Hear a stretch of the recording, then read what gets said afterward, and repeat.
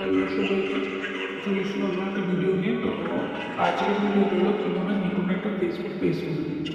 তো ভিডিওটা আমি পুরো করে ইনশর্টে দিয়ে দিচ্ছি, তোমরা সবাই দেখে বুঝে শুনে তারপরে একটা নতুন ফেসবুক পেজ খোলো। আর এরকমভাবে পেজ খুললে খুব তাড়াতাড়ি সফল হতে পারে। তো চলো ভিডিওটা শুরু করা যাক।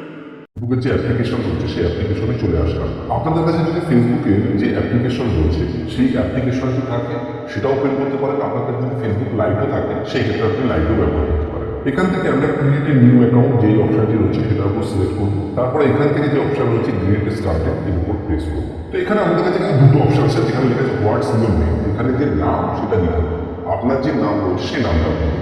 আপনারা এখানে দেবেন হচ্ছে আপনার নাম আর লাস্ট নাম দেবেন কিন্তু টাইটেল, এটা কিন্তু আপনি লক্ষ্য রাখবেন। এবার আমি এখান থেকে নেক্সট যে বাটন হচ্ছে নেক্সট বাটনে ক্লিক করব।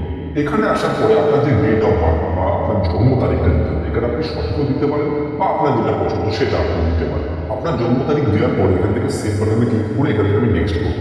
এবার আমাদের সামনে যে অপশন আছে সেখানে বলছে আপনি ছেলে না মেয়ে, যে হোয়াটস ইউর জেন্ডার। আমি এখানে মেল সিলেক্ট করলাম। আপনি যদি মেয়ে হয়ে থাকেন তাহলে আপনি ফিমেল সিলেক্ট করবেন, যে আমি নেক্সটে ক্লিক করবো। এবার এখানে আপনার একটা ফোন নাম্বার দিতে হবে। আপনার যে ফোন নাম্বার রয়েছে বা আপনার ফোনে যে ফোন নাম্বারটা লাগানো রয়েছে সেই ফোন নাম্বারটা আপনি দিতে পারেন, বা আপনি অন্য ফোন নাম্বার দিতে পারেন, কিংবা আপনার যদি মেল অ্যাকাউন্ট থাকে আপনি মেল অ্যাকাউন্ট দিয়ে কিন্তু খুলতে পারেন। আমি এখানে ফোন নাম্বার দিয়ে খুলবো না, আমি এখানে মেল অ্যাকাউন্ট দিয়ে খুলবো। আপনারা কিন্তু মোবাইল নাম্বার ইউজ করতে পারেন। আমি এখানে মেল আইডিটা দিয়ে দিচ্ছি। এখানে আমি আমার যে জিমেল আইডিটা রয়েছে সেই জিমেল আইডিটা দিয়েছি। এখান থেকে আমি নেক্সট বাটনে ক্লিক করবো।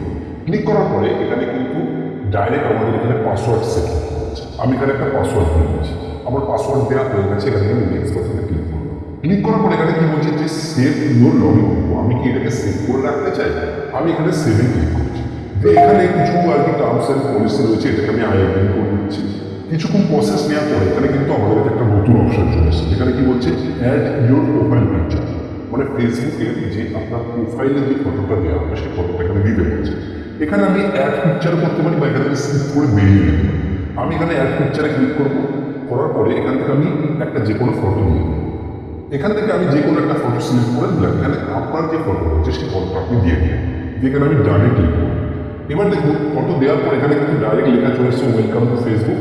তারপরে এখান থেকে কি বলছে যে আপনার যে কন্ট্যাক্ট নাম্বারগুলো আপনার ফোনে সেভ করা আছে সেটা যদি আপনি টার্ন অন করেন সেই ক্ষেত্রে কিন্তু সেই ফোন নাম্বারের সাথে যাদের যাদের ফেসবুক আছে সেগুলো কিন্তু সাজেস্ট করবে। আমি এখানে নোট নাও করছি, আপনারা কিন্তু এখান থেকে অ্যালাউ করে দিতে পারেন। এই জায়গায় আমরা পৌঁছে গেলাম। এই যে এখানে দেখুন লেখা উঠেছে কি যে নো ফ্রেন্ড সাজেশনে, যেহেতু আমি এটা স্কিপ করে দিয়েছি তার জন্য আমার কিন্তু ফ্রেন্ড সাজেস্ট করছে না। আপনি যদি আপনার ফোন নাম্বার আর কি কন্ট্যাক্টটাকে অ্যালাউ করেন সেই ক্ষেত্রে আপনার ফোন নাম্বারে যারা যারা ফেসবুক ব্যবহার করে তাদের অ্যাকাউন্টগুলো কিন্তু খুব সহজে আপনার এখানে সাজেস্ট করবে। আমি এখান থেকে নেক্সটে ক্লিক করবো। এখানে আমাকে বলছে যে টার্ন অন নোটিফিকেশন, এটা যদি আমি অন রাখি ফেসবুকে কোনো নোটিফিকেশন আসলে আমরা দেখতে পাবো। আমি এটাও স্কিপ করে দিচ্ছি।